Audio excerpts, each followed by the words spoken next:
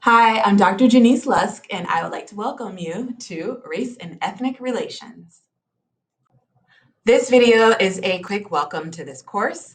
I'm going to offer you a bit of a self-introduction and some details about how you can reach me, as well as a short introduction to the course outcomes and the purpose of the course, the materials you'll need to access and how you're going to access those materials, some of the assessments and policies, and then some of my tips for you to be successful in this course. So again, I'm Dr. Janice Lusk. You can call me Dr. Janice or Dr. Lusk or Professor Janice or Professor Lusk. I don't go by Mrs. and I usually don't encourage my students to call me just by my first name until they graduate. A lot of the reasons for this we'll talk about in this course, but it's really embedded in representation of marginalized statuses and identities in academia, and how much I am a huge advocate for making sure that women and women of color in particular are viewed in those positions, and that we use those titles to make sure that little kids and everyone realizes that we can hold these positions. You can find me on the Santa Rosa campus primarily. I have office hours that are posted here. I update them from semester to semester, but these are the ones for this semester, and those office hours are accessible via Zoom or in person. I use a calendar app called Calendly that allows you to book an appointment for me for those office hours.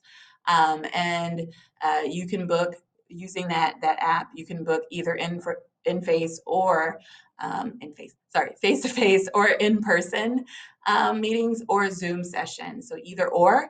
I just ask that you try to book your slot at least 2 hours in advance so that I can know where I need to be at a given time. Usually on those days, I will be on campus in Santa Rosa in my office, but sometimes if I know I'm not going to have a lot of activity, I might work in the Petaluma campus instead. You can also reach me using the email address that's provided here, jlusk@santarosa.edu. I actually prefer that you contact me using this email address rather than the Canvas inbox for many reasons, but mostly just because the user interface for the Canvas inbox is not set up like a regular email system. So I can't flag or sort or filter those emails. And a lot of times your email might get buried if I get like more than 5 at a time. And so please, please, please do not use the Canvas inbox to contact me unless you're replying to an announcement or something that I've sent out. Um, so about me briefly, I am a sociologist. I'm an applied sociologist from the United States. I was born and raised in Richmond, Virginia, but I've lived all over the United States from the time that I was a little kid. My parents were a military family, and I was, for a brief period of my youth, a military brat. So as a kid, I lived in Hawaii during those really formative years, Kansas, also Kentucky, and then back in Virginia. I went to undergrad at Mary Baldwin College, now Mary Baldwin University in Stanton, Virginia. It's a women's college, and it was amazing. And that's where I kind of fell in love with sociology. And then I got my PhD and my master's at Baylor University in Waco, Texas. After that, I took positions in Syracuse, New York, in Atlanta, in Bloomsburg, Pennsylvania, and then back in Texas again, before leaving to teach abroad in Japan and then in the United Arab Emirates. So I'm returning to the US in 2023 with a whole lot more people than I left with. I have 4 kids and my husband, and we all just returned to the US and moved to California for the first time. So we're very new to the area. So again, I'm an applied sociologist. I do a lot of survey research. That's my area of expertise, but as well as environmental, race and ethnic relations, and gender research and teaching as well. So I will say that this course can really vary depending on how it's being offered, whether it's only online, whether it's a hybrid, whether it's 13 weeks or 17 weeks or just 8 weeks.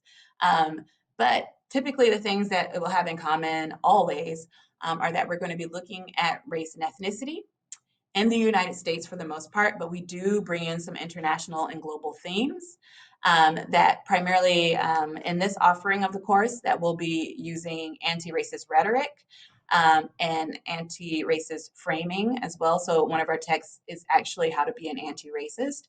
And so that'll be a lot of our application. But we'll also be using an open-ended, an open access text as well that will be introducing some of the like concepts regarding race and racist policies, looking at contemporary race and ethnic relations in the United States and internationally, but also looking at social movements as well and the different ways that race is experienced.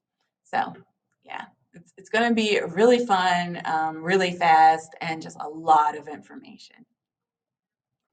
So again, I use two texts in this course, and both will be made available to you via Perusall. And we'll talk more about what Perusall is and how we're going to use it and everything momentarily.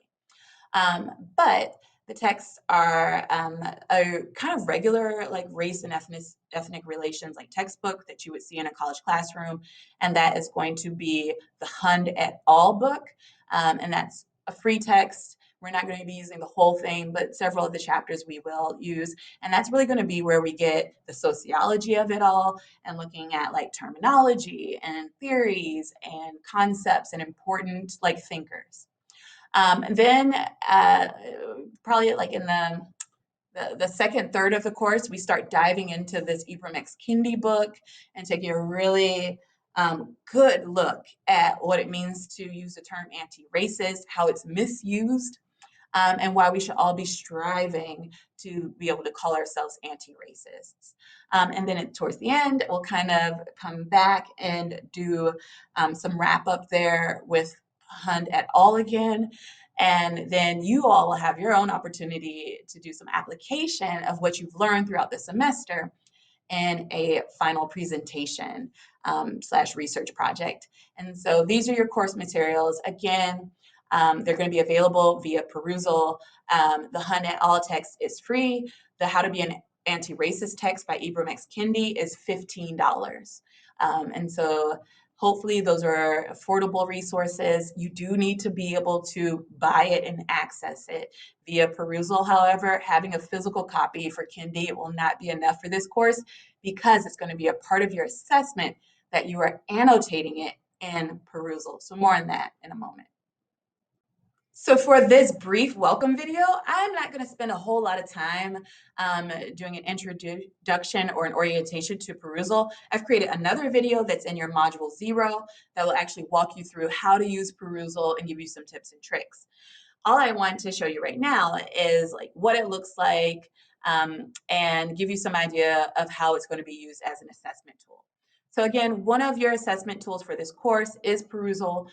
So you can see here on the slide that Perusall basically is going to show you the text of a reading that you've been assigned, and that you'll be able to highlight within that text and even highlight images and make comments and add annotations and ask questions and add any like relevant content that you can.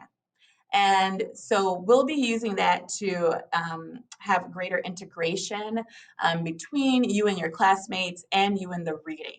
And this really replaces any kind of reading quizzes that I would offer otherwise.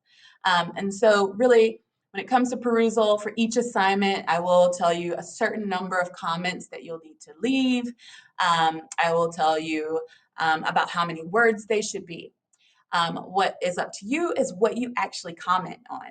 Defining terms, that doesn't count as a comment. And simply saying, I agree or I disagree, also wouldn't count. This needs to be something thoughtful and meaningful and intentional, right? You're wanting to make connections with like your own personal experience, with stories that you've seen, with events, with other things you've read in other courses, and bring those things together. And so in addition to using this annotation part where you're writing something thoughtful, you can also include all sorts of media like links, images, videos, what have you. Memes are always welcome and they're amazing. But it's really trying to give you a deeper connection with the text. And so you'll be using this for both the Hund et al. Text, the free one that I'm uploading, and you can download that text in full as well.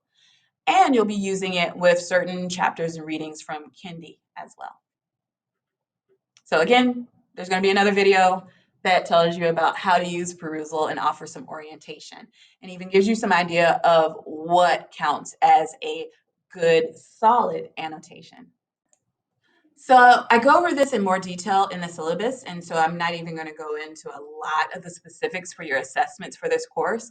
I only want to make sure that you understand that there are going to be 4 different types of assessments in this course offering. So you'll have exams, and we'll talk about more what those exams look like and when they fall, when we meet for the first time, and also in the syllabus in Module 0. But primarily, they're going to be a combination of multiple choice, true and false, and short answer questions.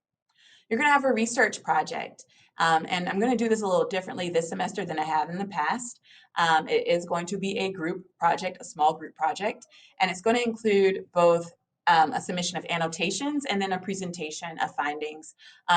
But the most important thing for you to know is that the topic of this project is going to be looking at racist policies in the United States. And you're also going to have those Perusall assessments and assignments that I mentioned previously. And again, we'll talk about more as you go into the syllabus in Module 0. And you also have some in-class activities as well. And these are really ways to kind of get those juices flowing in class, and making connections between what we talked about in lecture and what you've read, and also to start to create some of those group dynamics that are going to be necessary for that group research project at the end. So yeah, I'm really excited about these elements, and I really work hard to make sure that what I assign you is meaningful and not just busy work. So hopefully you'll be able to find the intent and why I assign what I assign. All right, so here are a couple of tips for success for this course. Come to class prepared, on time, every session. Because we are meeting in such a condensed format for this course, whether it's the 13-week offering or the 8-week offering, every single class period counts. And so you need to be here. It's not optional. I do take attendance, but it's not meant to be punitive. It's meant to make it clear that I need to check in on you.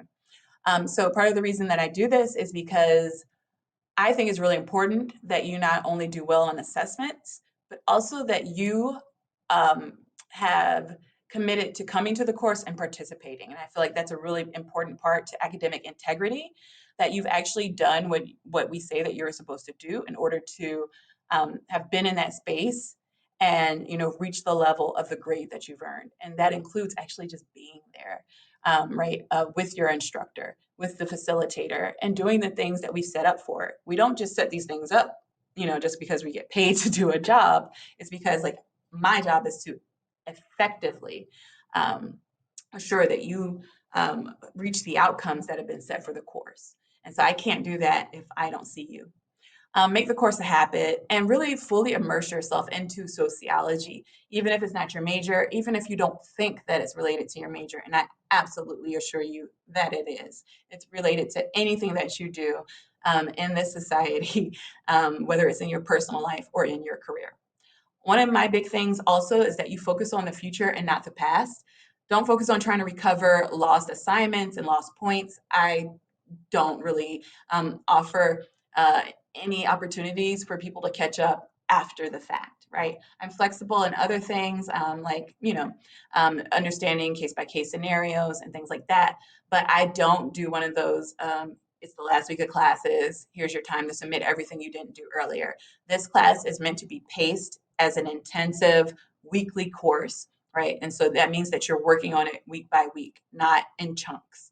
And so focus on the future. If you've missed something, focus on future opportunities and making sure you make up for it with those future opportunities. Focus on improvement, enjoying the course, immersing yourself in it and those readings. and don't focus on how to negotiate or how to reclaim opportunities that you've passed up. And finally, plan ahead. That's a big deal. You need to take note of all of your assignments, of all of your courses, of all the things happening in your personal life and your work life ahead of time. Put those things into your calendar. Make sure you set reminders, because, coming in like the day before and saying, oh, I just realized I have a paper due in this class and a paper due in that other class at the same time. Okay. I am not insensitive to how much pressure that is, but it's up to you to be aware of that in advance and make sure, okay, I know I have two papers due on the same day. One of these papers needs to be done early, right? And so you have to be in charge of that and you have to hold yourself accountable there. And so when it comes to those kind of things, I kind of hold you to the same standard as myself, where I'm like, that's on you. Okay.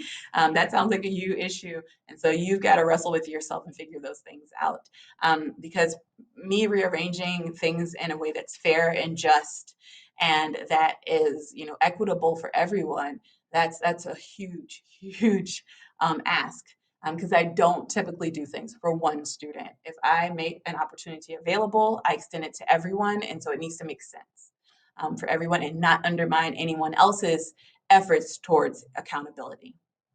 All right, so yeah, those are my tips for success. Take them or leave them, but I suggest that you take them. So yeah. One more thing I forgot to mention, accessibility and accommodations. I fully am aware and acknowledge the importance of creating equitable environments for learners. As a fellow neurodivergent and ADHD individual myself, I completely understand that you may require accommodations. I ask that you go through DRD as necessary. Make sure you get that paperwork done and get those like official accommodations to me ASAP so that I can program them into any assignments or assessments as necessary. Well, that's all for now. I'll see you soon. Thank you again and welcome to Race and Ethnic Relations.